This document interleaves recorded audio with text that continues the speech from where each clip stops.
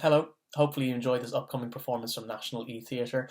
If you do, well, all of the artists taking part in this project, writers, directors, and actors, are self-employed and currently unemployed thanks to the coronavirus outbreak here in the UK. And so if you want to support them, you can do so by visiting the links, which will be in the description below the video, and you can donate as little or as much as you want to and feel able to. That money will all be distributed evenly among all the artists taking part.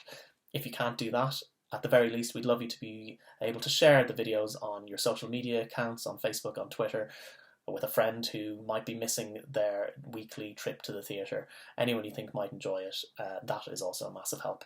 You can follow the project and be alerted to any upcoming videos by following the channel, which you can do so up above, or you can follow us on Twitter on @National eTheatr. Thank you for watching, and sit back now and enjoy the show.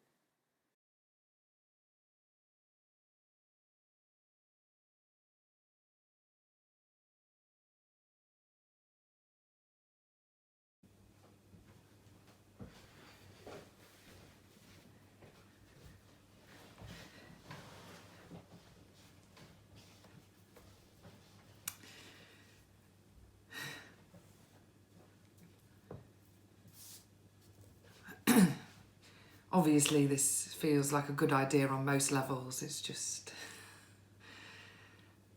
I don't know, I'm not always the best at knowing what to say.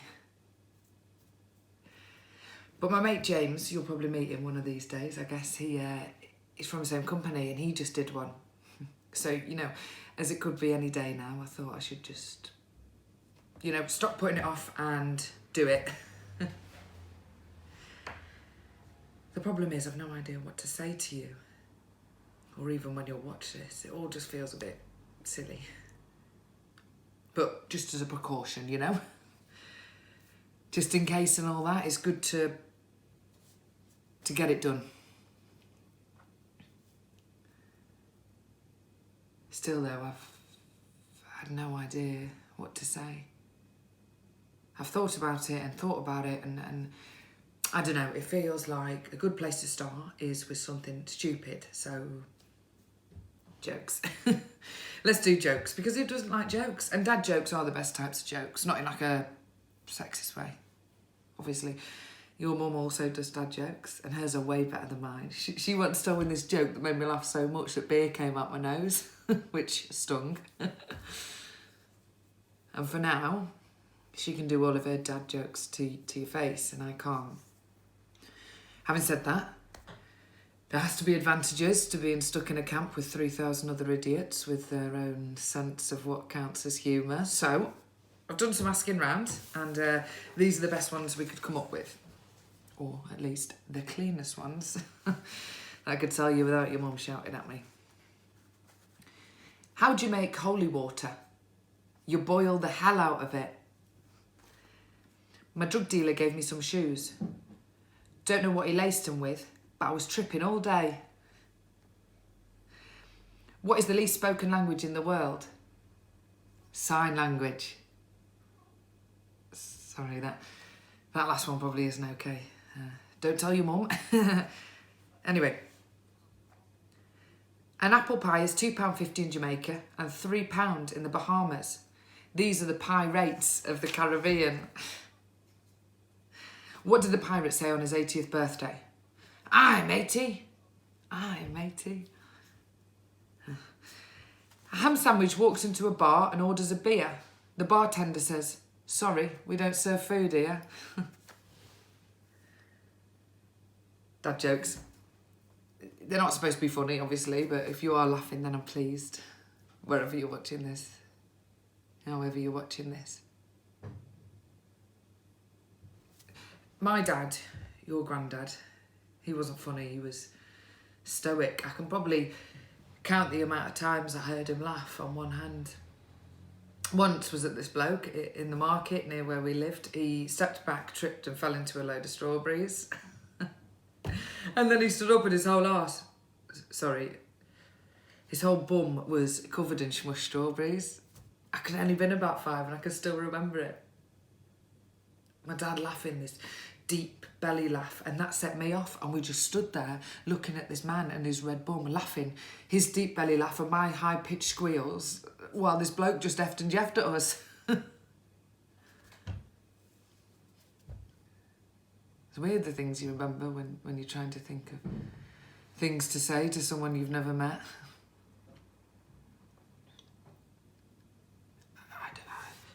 I wasn't planning on telling you that. I was going to say he laughed when Stuart Pearce missed the penalty at Italia 90 that saw England kicked out the World Cup, but that was a kind of a sad laughter. You won't know about sad laughter yet. You'll think that all laughter is happy and all tears are sad, and people only get angry when they've been really hurt. You've got it all to learn, which is obviously properly exciting, but a little bit scary from my point of view. You know, you're going to learn so much so fast. So if you could just wait a minute for me, I've got some things, some good things I'd like to teach you. Some things I think you'd like. I've got a list actually. Here we go. You know the weird little white flowers on the type of nettles that don't actually sting you? No, of course you don't, but you will. Well, if you pick off those flowers and you suck them, the nectar's really sweet. Right, I couldn't tie my shoes till I was 11, and all the kids in school used to bully me about it, but I could do the 100 metres in under 13 seconds, so it's all relative. So just don't go comparing yourself to other people. I get you nowhere, and if I'm honest, this is one I fail at every single day. So, you know, do as I say, not as I do. Cooking is the best, and your mum makes the best spaghetti bolognese in the world. And don't tell her why, but I know. I know why. The secret is to cook it for 2 hours and never use passata. You know, if someone tells you the best film in the world is blah, blah, blah, or, you know, the best band is whoever, and you don't agree with them, then it doesn't matter. It really doesn't. Like, it's really good if you agree with someone on something, but really, who gives a shit? Because, sorry, who cares? Because it makes no difference if you don't agree. Your auntie, my sister, she thinks the best band in the world is the Bee Gees, which is obviously completely insane. But who cares? If it makes her happy, then who cares? Old people aren't always smarter. Now, this is a controversial one, and one that your mum won't like me telling you, but it's true. Some of the most ignorant and detrimental things I've ever heard in my life have come out of the mouths of my elders and betters, so take everything they say with a pinch of salt. Learn another language. No negotiation on this one. Since being out here, I've learned a lot of Arabic, which is great, obviously. It's just, I'm annoyed that it took me so long to realise that it was such a good idea. When I decided to go into the army, your granddad told me he was proud of me for the first time in my life, which was, I don't know, it is nice to make people proud of you, but it's not important. Like, can you look at yourself in the mirror every day? I can't. Sorry. You have to stand by your choices, even if all of those choices, from which one of your mum's boobs you prefer to drink from to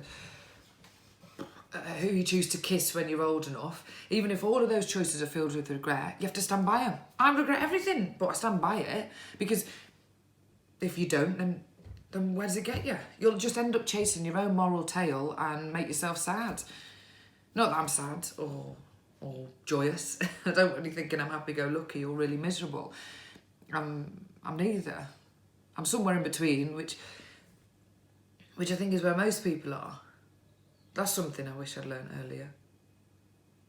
People aren't always happy, and they aren't always sad. People change all the time. Oh, that was a bit... that was a lot, wasn't it? Sorry. I've got more jokes, actually. I used to have a job in a calendar factory, but I got the sack because I took a couple of days off. What do you call a factory that only makes passable products? A satisfactory. Did you hear about the fire at the circus? It was intense. I'm only familiar with 25 letters in the alphabet. I don't know why. If you rearrange the letters of postmen, they get really annoyed. I can't remember what else I wanted to tell you. Jokes are easier. All this lessons I want you to know, things I wish I'd have learned, all that crap, it's I don't know, it's difficult. Plus, this is just a precaution. Probably not even necessary. I'll get to hold you. I'll get to have you in my arms before, you know, you're even old enough to watch this. We could watch it together. Laugh at the fact that I thought the most bloody important thing to tell you was to suck the flowers of stinging nettles. What a bloody idiot, eh? It's true though. Really sweet, like nectar.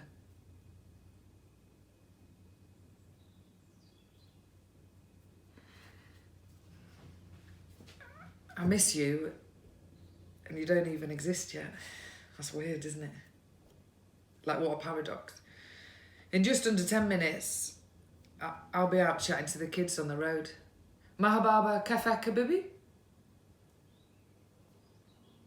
When really the only kid I want to speak to doesn't even breathe yet. Did you know that? Yeah, me and your mum learnt that. We learnt loads. We learnt that way before she even got pregnant. We learnt that right up until you're out of her body, you won't breathe. She breathes for you through the umbilical cord.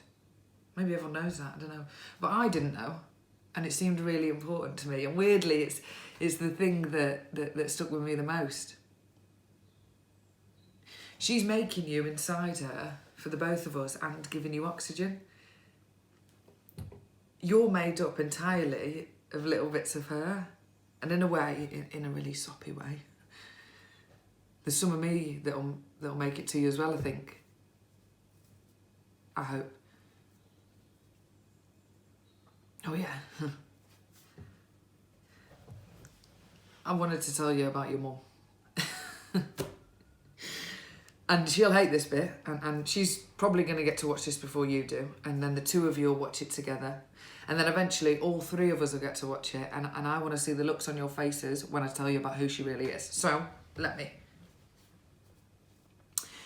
Your mum loves in a way that is just exhausting.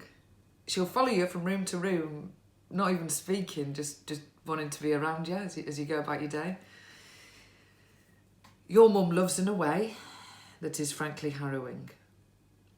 She will look you in the eye and tell you that she wants to flay all of the skin off your body so she can hug it for the rest of her life. Now that's a direct quote.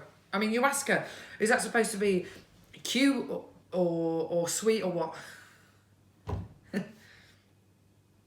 Your mum loves in a way that makes the littlest things feel massive. Like she rolls the toothpaste, she doesn't even squeeze it. And she won't buy a Kindle because she loves paper books, and she loves reading out loud to me and doing all the voices. And she names all the houseplants, not cutesy wootsy names, names like Gareth and Jenny. And if people ask her if she knows another language, she'll say yes, even though she only knows down to count to 10 in French, and she'll tell people that she lives in a city called Manchester in Angleterre.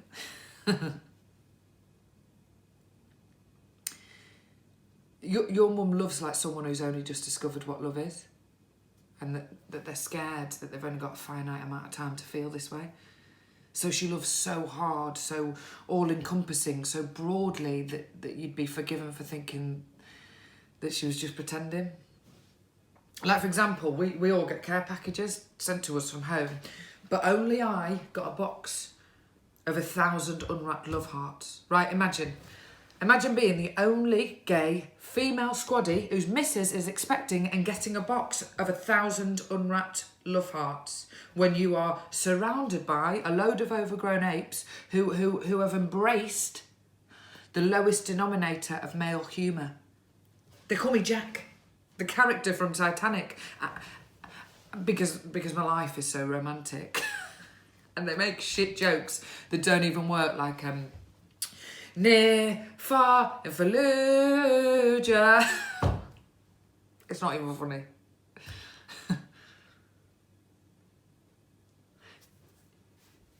Your mum loves in a way that makes me thankful every minute of every day that at the end of our first date, she sent me a voicemail asking me to go on a second one before I'd even got home.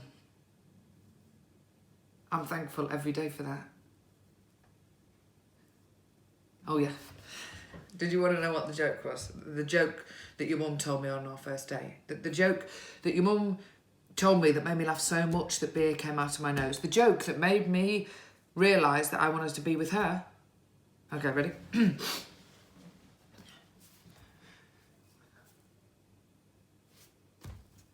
I told my ex-girlfriend she was drawing her eyebrows on too high. She looked surprised. I know, what the hell was I thinking?